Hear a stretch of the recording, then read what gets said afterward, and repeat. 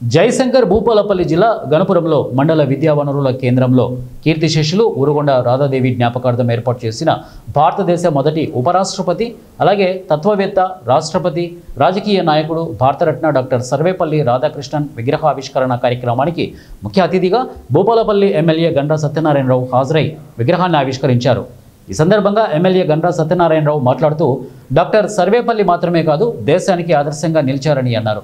విద్య అనేది కేవలం పాఠశాలల్లోనే మాత్రమే కాదు మన జీవన విధానంలోనూ నైతిక విలువల్లోనూ ప్రతిబింబించాలని వారు తెలియజేశారు। ఈరోజు ఈ పదవి విరమణ కార్యక్రమంలో పాల్గొన్నటువంటి ప్రతి ఉపాధ్యాయుడు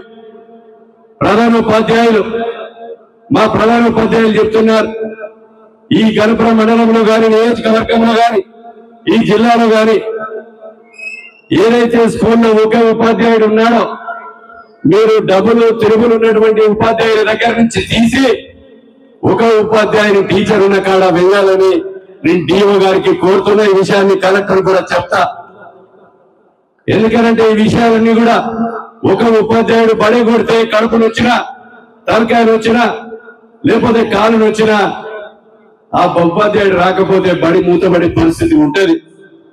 కనుక ఈ రోజు గౌరవ ముఖ్యమంత్రి గారు విద్యకు ప్రాధాన్యతనివ్వాలని ఈ రోజు ఆడబిడ్డలను విద్యా కమిటీ చైర్మన్ గా చేసి ఉపాధ్యాయులను కూడా టీటీసీ బీఈడీ చదివిన వాళ్లకు హెచ్ఈటీ స్కూల్ అసిస్టెంట్ 11,000 మందికి ఉపాధ్యాయ పోస్టులు గౌరవ ముఖ్యమంత్రి గారు రేవంత్ రెడ్డి గారి నాయకత్వంలో నియామకాలు చేపట్టి ఉపాధ్యాయులకు పదోన్నతలు కల్పించి వాళ్ళకు కావాల్సినటువంటి బెనిఫిట్స్ అన్ని కూడా ఈ ప్రభుత్వం అందజేయడం జరిగింది।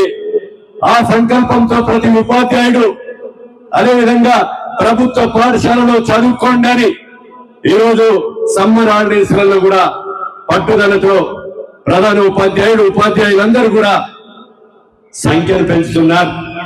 రాబోయే విద్యా సంవత్సరంలో సెమీ రెసిడెన్షియల్ గా చేయబోతున్నాం। వెహికల్ పెట్టి అందరినీ కూడా తీసుకొచ్చి ఇక్కడ భోజనం పెట్టి భోజనం తర్వాత ఇంటికి పంపే విధంగా ప్రభుత్వ పాఠశాలలో నాకు